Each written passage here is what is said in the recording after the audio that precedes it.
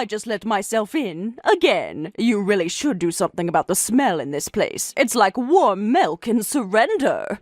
Wait, you're actually inside right now? You didn't even knock? Judith, seriously, I've asked you so many times to just call first. Resting, were we? At noon? Honestly, what are you even tired from? That fetus is doing all the work. Are you being serious right now? I'm 7 months pregnant, carrying another human, and everything hurts. I'm exhausted just from existing. Well, someone should justify that sink, and the trash, and the dust on literally every flat surface. I've been trying to sleep, but I get maybe 2 hours before my back locks up and my hips start screaming again. If you can't manage a basic tidy-up now, I can't imagine this place once the baby actually arrives. I'm not choosing this, Judith. I'm doing everything I can just to stay upright, and all you do is criticize from the sidelines. You think that's going to get better when the baby's screaming at 3 a.m. and your husband's back at work? I know it's not going to be easy, but what you're doing right now, this isn't helping. It's just cruel. You need to wake up. This isn't just about you and your feelings. This baby is an extension of us, not your little passion project. Oh my god, so I'm just a vessel now? Nothing I feel matters because I'm just here to pop out your grandchild? If you want to talk selfish, let's start with the fact that you haven't even said if it's a boy yet. We decided not to find out. It didn't seem important. We just want a healthy child, not a gender reveal party for your ego. You have checked, right? No, Judith, it's not some prize to unwrap. I'm growing a human being, not auditioning for your approval. Firstborn sons matter in this family. You really think a daughter's going to carry the name forward? You seriously think I can choose that? Like I'm out here genetically engineering a male heir to meet your weird legacy quota? Well, you chose a C-section over natural birth, so you clearly like shortcuts. Maybe this is just part of that same pattern. That wasn't a shortcut, it was a medical decision, but you don't even ask about that because it doesn't fit your narrative. I'm not here to coddle you. I'm here to make sure you don't ruin what we've built. What you've built? No, you don't get to tear me down and call it family tradition. This is my life, not your legacy.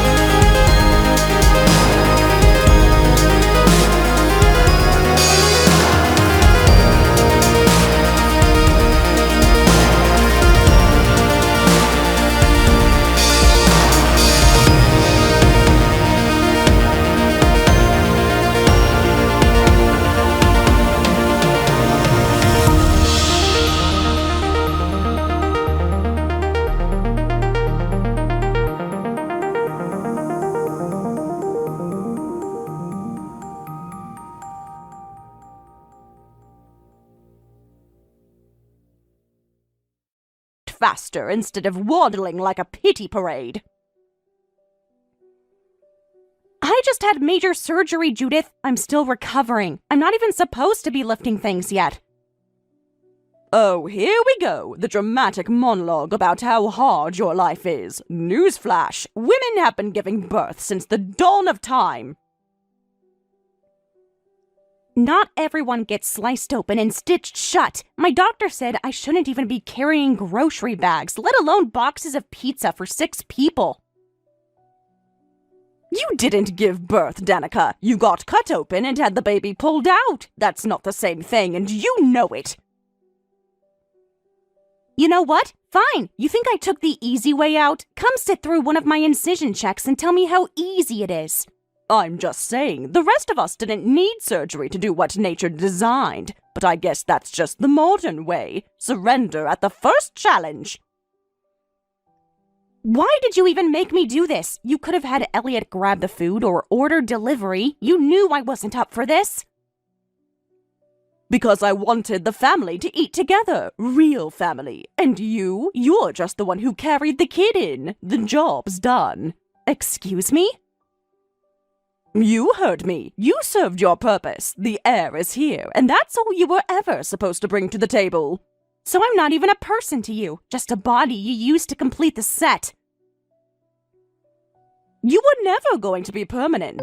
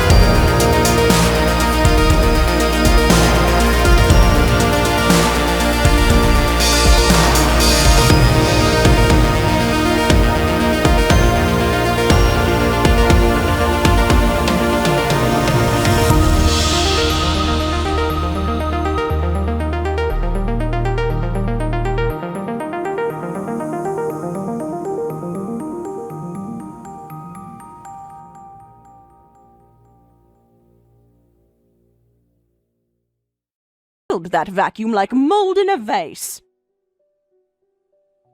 And yet somehow you're the one who got thrown out. Funny how that keeps happening lately. This is your revenge. You think I don't see it? You think I don't realize you've been orchestrating this whole slow-motion collapse of my life? From behind your smug little curtain, no less. I didn't have to orchestrate anything. All I did was stop cleaning up after your messes. You think you're so clever, so composed, but I know who you really are. You're a bitter girl with a pretty face and no real power, and you're trying to dismantle a legacy that existed before your name even mattered. A legacy of intimidation, backhanded compliments, and pure entitlement.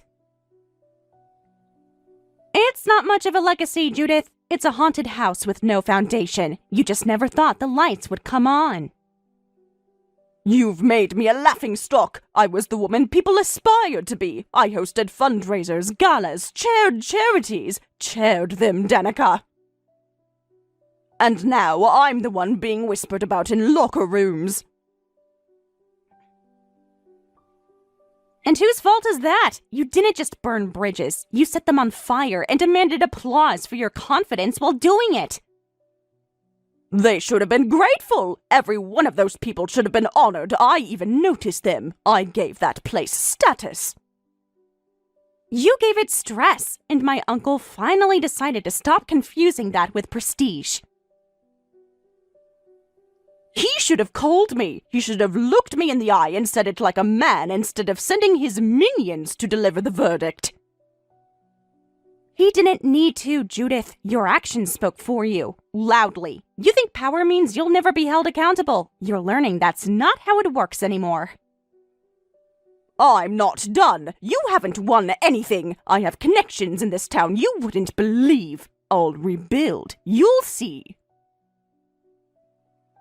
Then rebuild. But this time, try doing it without stepping on everyone who can't afford to fight back. Let's see how far you get without fear propping you up. You act like you're so wise now, like motherhood made you into some stoic little oracle, but I see through it. You're still the same little girl trying to prove she belongs. No, I've stopped trying to belong to people who see me as disposable. That's what's changed. You'll regret this someday when you're on the outside again, when the wind shifts, when your safety net snaps. You'll remember today. Maybe, but if I do, I'll remember that I chose truth over fear, and silence is one luxury I'm not offering you anymore. You're not strong enough to take me down. Don't delude yourself. You're not standing tall, Judith. You're sinking. You just haven't realized the applause stopped because no one's in the room anymore. You poisonous little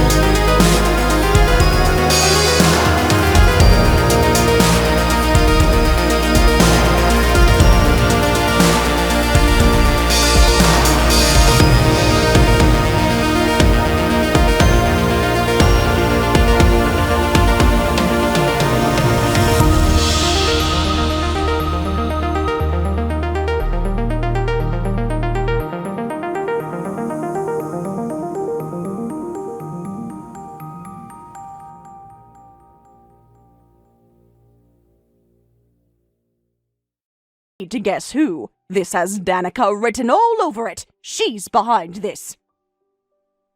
Danica didn't even know Dad still had an active role. She thought he'd fully retired years ago. She hasn't spoken to anyone at his company. She hasn't even been near that office.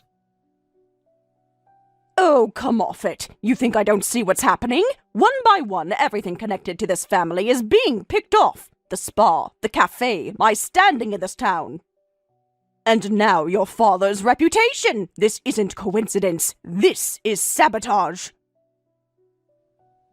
No, Mom, it's accountability. The kind that only catches up with people who've spent too long thinking it never would. He wasn't targeted. He was careless. And he thought the name on the door gave him immunity. But it turns out rules still apply, even to him. Spare me the speech. You think because you married some little martyr with a tragic backstory that you're suddenly wise? You sound like a man who's forgotten where he came from. No, I remember exactly where I came from. I just stopped confusing that with where I have to stay. This is her. I know it. She slithered into your life, and ever since then, it's been loss after loss. Do you think I...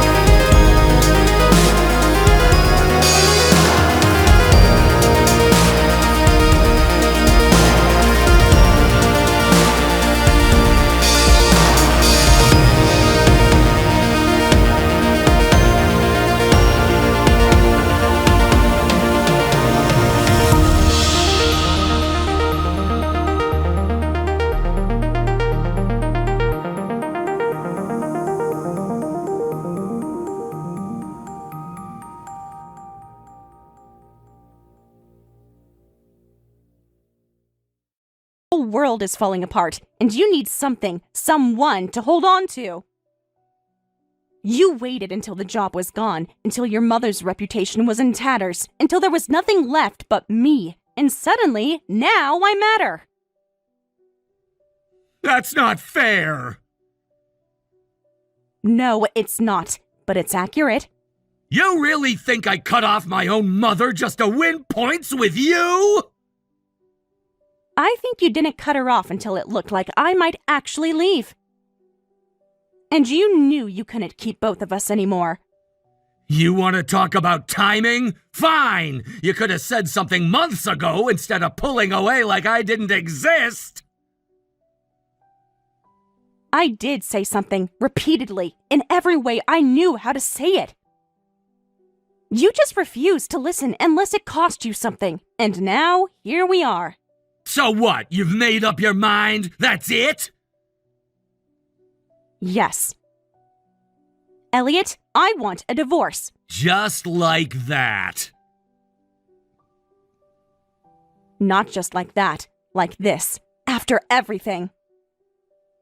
After the years of being second in our own house, after being dismissed, gaslit, ignored. After carrying a child with no real support except my own spine, after watching you orbit your mother like the sun rose from her eyes, and now, after uncovering something I didn't even want to know. What are you talking about? Your father's records, the ones I helped my uncle sort through. There were patterns, hotel overlaps, travel receipts that didn't make sense. One name came up more than once. It didn't match the meeting logs, but it matched a LinkedIn profile. She works in your office. Danica! Don't lie, you're not good at it. I wasn't even looking for it. I didn't want that to be true. But it was right there, printed in spreadsheet cells and timestamps, and it made everything else, the distance, the deflection, the guilt masked as generosity, finally make sense. It didn't mean anything! I wasn't in love with her! It was stupid! It was short! It happened during that time when things were spinning out! I thought you hated me, and I didn't know how to fix it, so I just ran! I never hated you. I begged for you. I begged you to see me, to stand up for me, to show me I wasn't just something you settled for to make your mother happy. And when I couldn't pretend anymore, you ran to someone who didn't require real effort. So no, I don't believe it didn't mean anything, because it meant something to me. It meant the final thread was already snapped before I even realized I was still holding on. So that's it?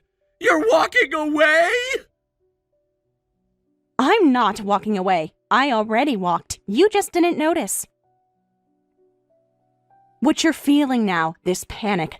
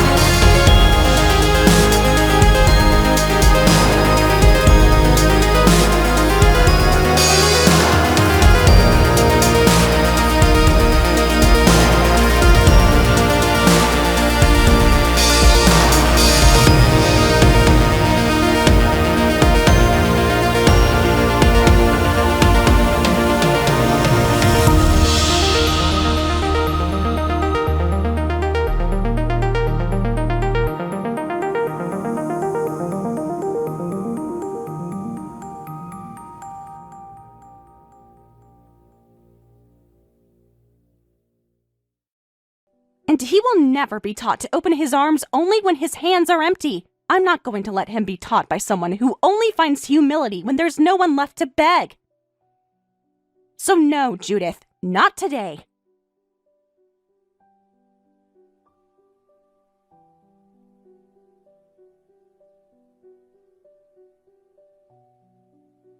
People warned me I was making a mistake, that if I pushed too hard, cut too deep, I'd end up alone. But the truth is, I've never felt more surrounded, not by people, but by peace. Judith hasn't contacted me since I said no. I don't think she knows how to ask twice. Last I heard, she lost the house. She's living in some rental miles from the life she used to brag about.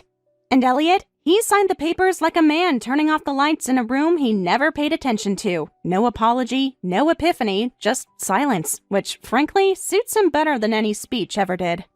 I didn't need revenge, I needed distance, and once I stopped trying to make them see me, I realized how loud my own life could be when their voices weren't drowning it out. My son will never learn to fear the people who claim to love him. He'll never think control is a form of care. He'll know softness as strength and boundaries as love. That's the legacy I'm building now. Not bitterness, not blame, just freedom. People like Judith lose because they believe their power is permanent. But the truth is, the moment someone stops fearing you, you have nothing left. She thought she could break me. Instead, she cleared the path for everything better. And I'm walking it, head high, every single day.